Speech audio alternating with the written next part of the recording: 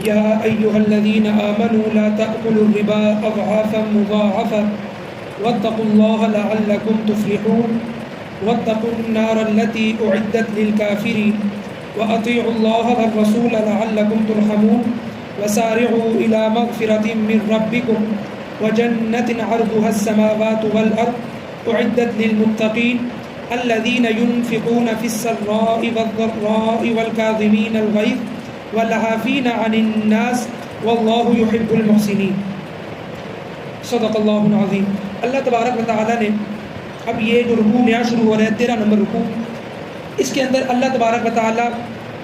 یہ اس رکوع کی جو 8 آیات ہیں ابھی متصل 130 نمبر آیت سے لے کر 137-38 نمبر آیت تک اللہ تبارک و تعالیٰ ان 8 آیات میں، پیچھے غزوہ احد کا ذکر تھا، ان 8 آیات جہاں پر اختتام ہوں گی، ان 8 آیات کے بعد پھر جنگ احد کا تذکرہ آئے گا. یہ بیچ میں جو 8 آیات ہیں اللہ تبارک و تعالیٰ نے ان میں مسلمانوں کو کیسا ہونا چاہیے، مسلمانوں کی زندگی کیسی ہونی چاہیے، ان کی معاشرتی پہلو، ان کے اوپر اللہ تبارک و تعالیٰ نے مسلمانوں کو تنبیہ کیا ہے اور درس دیا ہے. سب سے پہلی بات یہ کہ اللہ تبارک و تعالیٰ نے فرمایا یا ایھا الذین آمنوا، اے ایمان والو، لا تأکلوا الربا، تم سود مت کھاؤ، اضعافا مضاعفا، کئی گنا زیادہ کر کے، یعنی کہ زیادہ منافع کر کے، واتقوا اللہ، اور ڈرو اللہ سے، لعلکم، تاکہ تم، تفلحون، نجات پاؤ، تم کامیاب ہو جاؤ. قرآن مجید کا ہمیشہ اسلوب ایک رہا ہے، وہ یہ کہ جب بھی اللہ تبارک و تعالیٰ نے قرآن مجید میں کہیں بہت بڑا واقعہ ذکر کیا ہے، کہیں بڑا خاص واقعہ ذکر کیا ہے، تو اس کے بعد پھر قرآن ایک اسلوب بیان کرتا ہے کہ اس واقعے کے بعد کیسا ہونا چاہیے، کیا کیا ہونا چاہیے. تو واقعے کے بعد اللہ تبارک و تعالیٰ جب بھی کوئی اصول ذکر کرتے ہیں تو وہ اصول کبھی بھی خاص نہیں ہوتا، بلکہ عموماً اللہ تبارک و تعالیٰ ہر بندے کے لیے ذکر کرتے ہیں، تاکہ یہ واقعے کے بعد صرف اور صرف یہ واقعہ مسلمانوں میں صحابہ کے لیے خاص نہ ہو، بلکہ صحابہ کے بعد قیامت تک آنے والے جو مسلمان ہیں یہ ان کے لیے خاص ایک اصول بن جائے. یہ اللہ تبارک و تعالیٰ نے اس پورے قرآن مجید میں یہ اسلوب رہا ہے اس قرآن مجید کا. اب پیچھے غزوہ احد بیان ہوئی ہے، غزوہ احد کے فوری بعد اللہ تبارک و تعالیٰ نے کیا فرمایا کہ اے ایمان والو، تم سود مت کھاؤ. اب اگر اس آیت کو ہم پچھلے آیات سے ملا کر نہ دیکھیں تو ہمیں یہ آیت سمجھ نہیں آئے گی، لیکن اگر پچھلی آیات سے ملا کر دیکھیں تو ہمیں ایک واقعہ اور ایک پوائنٹ ہمیں بہت بڑا سمجھ آئے گا، اور وہ یہ کہ غزوہ بدر پہ جب کفار نے بہت زیادہ مار کھائی مسلمانوں سے، پہلی دفعہ کفار کی اور مسلمانوں کی جنگ ہوئی اس زمین کے اوپر، یعنی کہ اللہ کے نبی کی شریعت میں. تو غزوہ بدر کے اوپر مار کھانے کے بعد پھر انہوں نے پورا سال محنت کی، اور وہ محنت کیا تھی کہ مسلمانوں کے مقابلے میں آنے کے لیے کفار نے سود پر معاملات کو زیادہ بڑھا دیا، تاکہ جتنا ہم سود سے منافع کمائیں وہ منافع سارا کا سارا مسلمانوں کو مارنے کے لیے ہم استعمال کریں، تاکہ وہ جو 70 بندے ہمارے مارے گئے ہیں اور وہ جو 70 بندے مسلمانوں نے قیدی بنائے تو ہم ان سے خون کا بدلہ لیں. تو اب کفار نے اپنی سرگرمیاں تیز کر دی اور انہوں نے سود کے اوپر منافع پر منافع کمانا شروع کر دیا. اب غزوہ احد کے اندر چونکہ مسلمانوں کو بھی غزوہ احد کے اندر بہت زیادہ ایک نقصان اٹھانا پڑا تھا، تو وہ نقصان اٹھانے کی وجہ سے اللہ تبارک و تعالیٰ اب یہاں پر مسلمانوں کو تنبیہ کر رہے ہیں کہ اے ایمان والو، تم مت کھانا سود کو بڑھا چڑھا کر. یعنی جیسے کفار نے غزوہ بدر میں مار کھانے کے بعد اپنے آپ کو سود میں اور ڈال کر زیادہ منافع کما کر مسلمانوں کے مقابلے میں آئے، تو تم ایسا مت کرنا اگلی جنگ کے لیے کہ تم بھی اگلی جنگ میں تیاری کے لیے تم بھی سود پر سود کھانا شروع کر دو. بات سمجھ آ گئی؟ یہاں پر اللہ تبارک و تعالیٰ نے یہ فرمایا کہ تم مت کھانا سود کو. آگے فرمایا اضعافا مضاعفا، کئی گنا زیادہ کر کے. اس کا کیا مطلب ہے؟ اس کا یہ مطلب نہیں کہ تھوڑا بہت سود کھا سکتے ہو لیکن زیادہ نہیں کھا سکتے، یہ مطلب نہیں ہے. کیونکہ سورہ بقرہ میں اللہ تبارک و تعالیٰ نے فرمایا یا ایھا الذین آمنوا اتقوا اللہ وذروا ما بقی من الربا ان کنتم مؤمنین، اے ایمان والو اگر تم میں ایمان ہے، اللہ کا ڈر ہے، تو چھوڑ دو جو کچھ ربا میں سے تمہارے پاس ہے، جو کچھ سود میں سے تمہارے پاس ہے. یعنی اگر تمہارے پاس کچھ بھی سود کا 1 روپیہ ہی کیوں نہ ہو تم اس کو چھوڑ دو. وَإِن تُبْتُمْ فَلَكُمْ رُءُوسُ أَمْوَالِكُمْ، ہاں اگر تم توبہ طائب ہو جاتے ہو اور تمہارے پاس وہی مال بچ جاتا ہے جو اصل مال ہے تو پھر ٹھیک ہے. تو اللہ نے تو پیچھے سورہ بقرہ میں ہم پڑھ چکے ہیں 3 سپارے میں اللہ نے فرمایا کہ تم سود نہیں لے سکتے چاہے تھوڑا ہی کیوں نہ ہو، تم چھوڑ دو. اور یہاں پر فرمایا کہ تم بڑھا چڑھا کر سود مت لو. تو مطلب یہی ہے کہ تمہارے اندر جو ایک آگ ہے، جو تمہارے اندر ابھی انتقام کی آگ ہے مسلمانوں میں، غزوہ احد میں ایک نقصان اٹھانے کے اوپر، تو لہٰذا اب تم ایسا مت کرنا کفار کی طرح کہ تم بھی سود کے اوپر لین دین کرنا شروع کر دو، تو تم نے نہیں کرنا۔ اسی طریقے سے اللہ تبارک و تعالیٰ نے قرآن مجید میں ایک اور جگہ فرمایا لا تشتروا بآیاتی ثمنا قلیلا،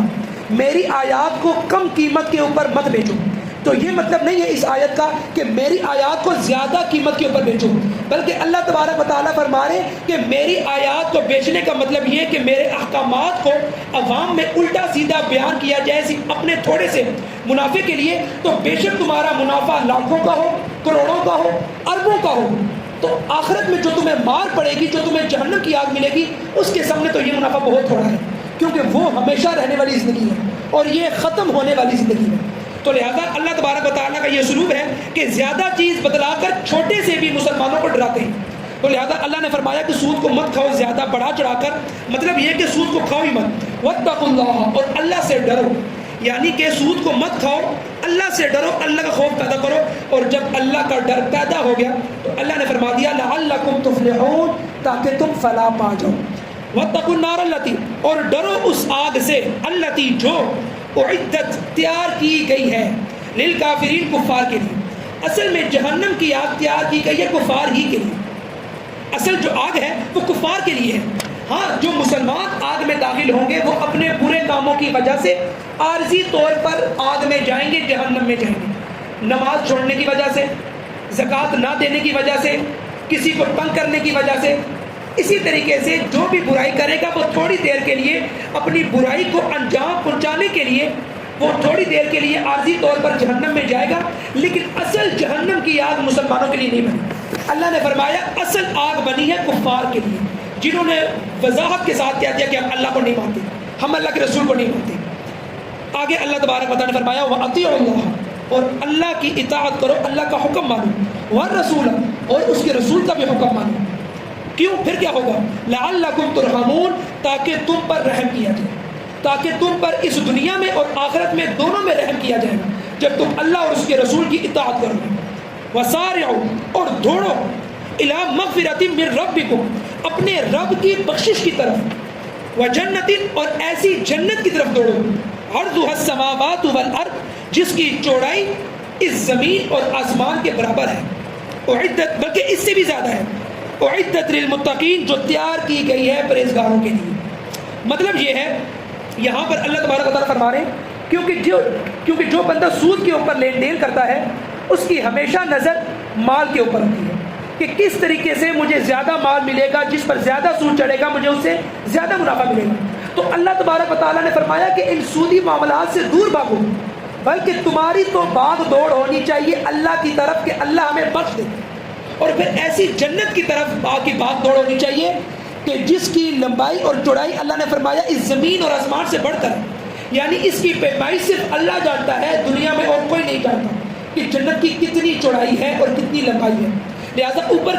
کہا گیا کہ جنت جہنم بنائی گئی ہے کفار کے لیے، اور نیچے بیان کیا گیا اعدت للمتقین، یہ جنت تیار کی گئی ہے متقین کے لیے۔ تو متقین کی صفات کیا ہوں گی؟ ساتھ ہی اللہ نے فرما دیا الذین ینفقون، جو خرچ کرتے ہیں فی السراء،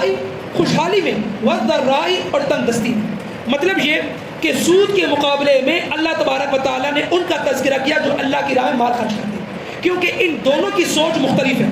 جو سود کے اوپر لین دین کرے گا وہ یہی کہے گا کہ کسی طریقے سے اگلا بندہ اور ڈیلے ہو جائے تاکہ مجھے اس سے اور منافع ملے، وہ اوروں کی جیبوں سے مال نکالنے کی تیاری میں لگا رہتا ہے، اور جو اللہ کے راستے میں خرچ کرتا ہے اللہ نے فرمایا وہ اپنی جیب سے دیتا ہے۔ تو میرے نزدیک جو جیب سے خرچ کرنے والا ہے یہ زیادہ عزیز ہے بجائے اس کے کہ جو اوروں کی جیبوں سے نکالنے کی اس کی کوئی نظر ہو کہ مجھے فلانے کی جیب سے ملے گا اس لیے کہ یہ سود پر مجھ سے مال لے کر گیا ہے۔ بات سمجھ آ گئی؟ تو لہذا اللہ نے سود کے مقابلے میں کیا فرمایا؟ جو خرچ کرتے ہیں خوشحالی میں اور تنگ دستی میں۔ مطلب یہ کہ جس کی آمدنی لاکھوں میں ہے اور وہ خرچ کرتا ہے ہزاروں میں، اور ایک بندہ وہ ہے کہ جس کی آمدنی 500 ہے، 600 ہے، 700 ہے، سینکڑوں میں ہے، لیکن وہ خرچ کرتا ہے اپنے مال کا 10واں حصہ، 10 روپے، 100 روپے، وہ بھی خرچ کر رہا ہے، اور دوسری طرف وہ بھی خرچ کر رہا ہے کہ جس کو اللہ نے مال دیا اور وہ اپنے مال کی وسعت کے بقدر اللہ کی راہ میں دے۔ تو اللہ تبارک و تعالیٰ نے فرمایا کہ یہ دونوں اللہ کی راہ میں اگٹھے برابر ہیں، کہ یہ دونوں اللہ کی راہ میں اپنی استطاعت کے مطابق خرچ کر رہے ہیں۔ اچھا، یہ تو 2 خوبیاں ہوگی، تیسری خوبی کیا ایمان والے کی؟ فرمایا والکاظمین الغیظ، کہ وہ پی جاتے ہیں غصے کو. مطلب یہی ہے کہ پچھلی یعنی کہ اس لفظ کو اگر دیکھا جائے پچھلی آیت سے، اسی آیت کے پچھلے ٹکڑے سے، تو معلوم یہ ہوتا ہے بعض اوقات اللہ کی راہ میں مال خرچ کرنے میں جس کو آپ مال دے رہے ہوتے ہیں وہ مستحق ہوتا ہے، لیکن اس کا رویہ آپ کو اچھا نہیں لگتا، آپ کو غصہ آتا ہے کہ میں کس کو مال دے رہا ہوں کہ اگلے بندے کی یہ اخلاقیات ہیں. تو اللہ تبارک و تعالیٰ آپ کے اسی غصے کے بارے میں فرما رہے ہیں کہ اگر آپ کو غصہ آیا آپ اس کو پی جائیں. یہ متقین کی نشانی ہے، یہ تقویٰ والوں کی نشانی ہے کہ وہ غصے کو پی جاتے ہیں. اور اسی کے تناظر میں آگے میں آخر میں آپ کو ایک واقعہ بھی بیان کروں گا. ساتھ ہی فرمایا وَالْعَافِينَ عَنِ النَّاسِ، غصے کو پی جانے کے بعد وہ لوگوں کو معاف بھی کرتے ہیں، درگزر فرماتے ہیں، وہ لوگوں کو اللہ کی رضا کے لیے معاف بھی کر دیتے ہیں. وَاللَّهُ يُحِبُّ الْمُحْسِنِينَ، اور اللہ تبارک و تعالیٰ اس طرح کے نیکی کرنے والوں کو پسند کرتا ہے اور ان کو دوست رکھتا ہے. یہاں پر ایک واقعہ ہے حضرت حسین رضی اللہ تعالیٰ عنہ کے بارے میں، حسین ابن علی رضی اللہ تعالیٰ عنہ کے بارے میں. ان کی ایک کنیز تھی جو ان کو وضو کروا رہی تھی وضو والے برتن سے، اور اس کے ہاتھ سے فوری طور پر جو برتن تھا وہ گر گیا. حضرت حسین ابن علی رضی اللہ تعالیٰ عنہ کو بہت غصہ آیا، فوری طور پر انہوں نے اس کو مارنے کے لیے ہاتھ بڑھایا. تو وہ کنیز بڑی چلاک تھی، اس نے فوری طور پر یہ آیت پڑھی اور فرمایا وَالْقَاذِمِينَ الْغَيْظَ، کیونکہ یہاں پر اللہ تبارک و تعالیٰ نے فرمایا کہ وہ غصے کو پی جاتے ہیں. تو فوری طور پر حضرت حسین رضی اللہ تعالیٰ عنہ نے اپنا ہاتھ روک لیا. جب ہاتھ روکا تو اس نے آگے پڑھا وَالْعَافِينَ عَنِ النَّاسِ، کہ وہ لوگوں کو معاف بھی کر دیتے ہیں. تو غصے کو پی جانے کے بعد انہوں نے کہا اللہ کی قسم میں نے تجھے معاف کر دیا. پھر اس نے اگلا ٹکڑا دوبارہ پڑھا وَاللَّهُ يُحِبُّ الْمُحْسِنِينَ، اللہ ایسے لوگوں کو پسند کرتا ہے نیکی کرنے والوں کو. فوری طور پر حضرت حسین ابن علی نے کہا میں نے تجھے آزاد بھی کر دیا. تو یہ تھا صحابہ کرام کا، اہل بیت کا پرانی آیات کے اوپر عمل کرنا. غصہ آپ کو آ سکتا ہے، آپ کو غصہ اپنے ماتحتوں کے اوپر آ سکتا ہے، لیکن مسئلہ یہ ہے کہ اس معاملے کو سلجھا کر ان کو معاف کر دینا، غصے کو پی جانا، یہ اصل آپ میں مردانگی ہے. اسی طریقے سے یہ جو اس کے بارے میں علماء نے فرمایا ہے غصے کو پی جانے کے بارے میں کہ غصے کو آنا یہ آپ کے اختیار میں نہیں ہے، بلکہ یہاں تک فرمایا گیا کہ غصہ نہ آئے تو آپ میں اور گدھے میں فرق نہیں ہے، کیونکہ انسان کی نشانی ہے کہ اس کو غصہ آتا ہے، اور جانور کی نشانی یہ ہے کہ اس کے اوپر جتنا مال لا دو، جتنا اس سے کام کرو، اسے غصہ نہیں آتا. تو یہی مسئلہ ہے کہ آپ کو غصہ آئے گا، یہ آپ کے اختیار میں نہیں ہے، آپ کے اختیار میں ہے، غیر اختیاری چیز ہے غصے کا آنا. ہاں غصے کو پی جانا آپ کے اختیار میں ہے. بات سمجھ آ گئی؟ غصے کا آنا آپ کے اختیار میں نہیں ہے، لیکن غصے کو پی جانا، معاملے کو سلجھانا، یہ آپ کے اختیار میں ہے. یہی ایک ادا ہے ایک پرہیزگار کی جو اللہ کو پسند ہے. اللہ تبارک و تعالیٰ سے دعا ہے کہ اللہ تبارک و تعالیٰ